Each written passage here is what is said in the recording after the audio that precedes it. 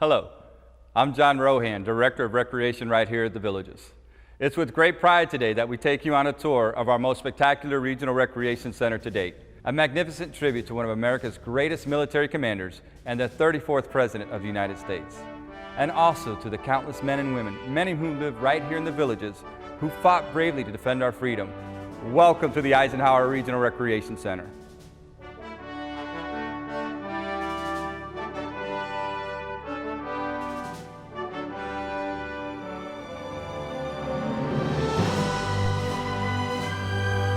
Soldiers, sailors, and airmen of the Allied Expeditionary Force, you are about to embark upon the great crusade toward which we have striven these many months.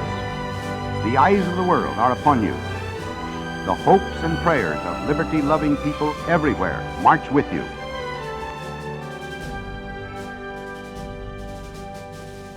I just got goosebumps. I really did. Did you? Yes. Good. Yeah.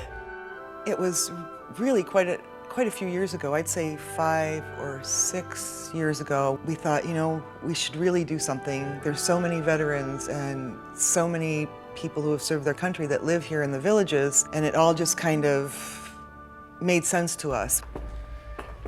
And there's Ike. There he is. And Eisenhower, being a 5-star general, was the logical name of the place. The idea of using donations started with the local Marine Corps group. They had heard that we were going to have a rec center called Eisenhower dedicated to thanking the military for their service. And they called me and asked me if they could donate something. And I said, absolutely, what a wonderful idea. And it snowballed. It was very hard for us to believe that families would want to give their personal effects to a recreation center, to the Villages.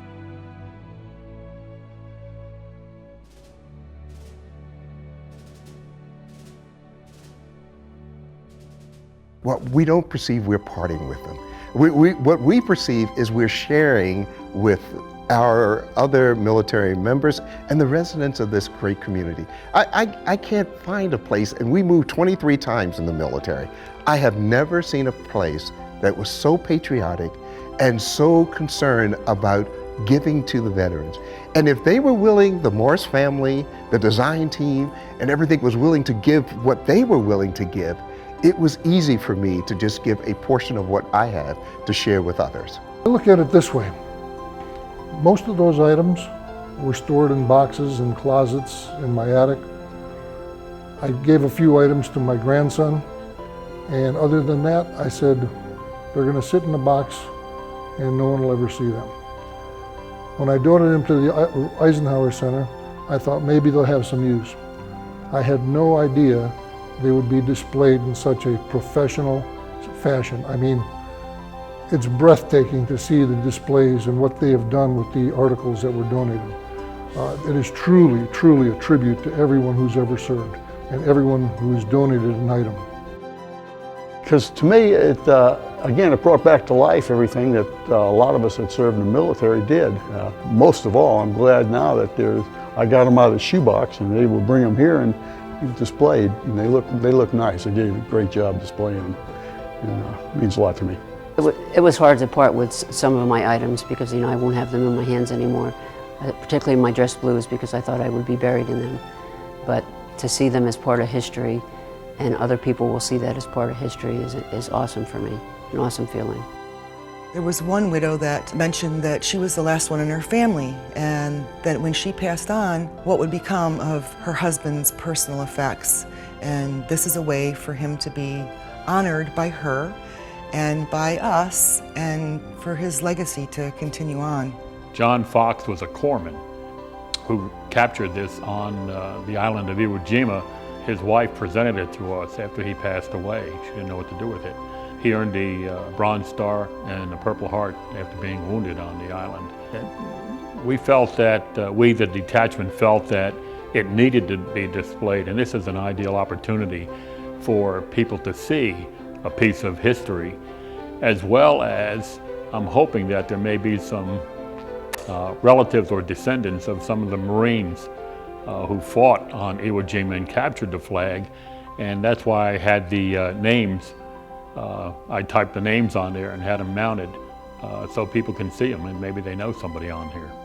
One item I donated was this one right here.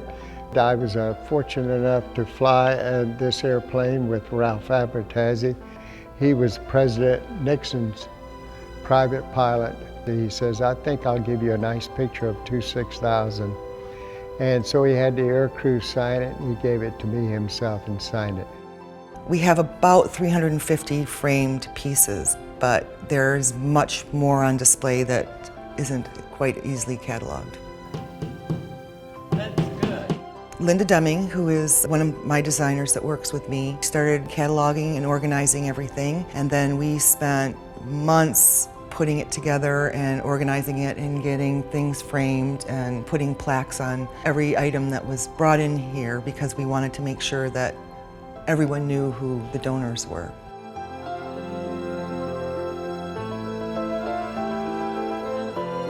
The earliest we have is the Spanish-American War, and of course we have World War I, World War II. We have representation from the Vietnam War and Desert Storm, the Iraqi War, Afghanistan, Korean War. So we're pretty well represented, especially from this generation, but even more historical than that. There are so many stories that stand out. That one in particular is a series of telegraphs. One that tells the family that the person is missing. Then the second one tells them they found him and he's a prisoner of war. And the third telegraph tells the family that he's back in custody of the United States Army. And then the next two talk about him coming home. And it's just unbelievable.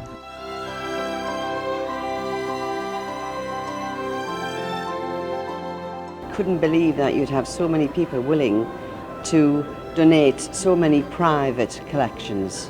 I think that's really the most impressive thing. I donated this flight helmet when I was a commanding officer of the squadron. It's just incredible, the history that's in this building. It's absolutely incredible.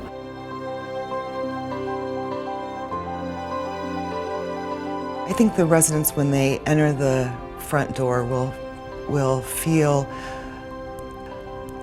a great sense of peace and honor. My father was in a couple weeks ago and he walked in the door with my sister and they both just stood there with tears running down their faces, and my dad said, boy, honey, it's just like walking into the White House. And I said, well, good, that's what I was looking for.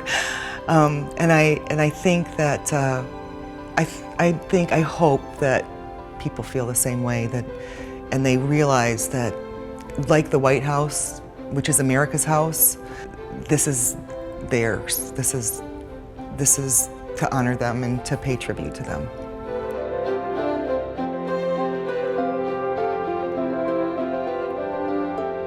Along with all the amenities you've come to enjoy with your village's recreation centers, the Eisenhower offers a unique destination full of remarkable history inspired by our great nation. Please visit our new Regional Recreation Center located on Buena Vista Boulevard, south of 466A, just a short golf cart ride from your neighborhood. Thanks for joining us for this edition of Vmail. We invite you to share this video with friends and family back home. Then stay tuned next month as we continue to look at what's happening in the villages.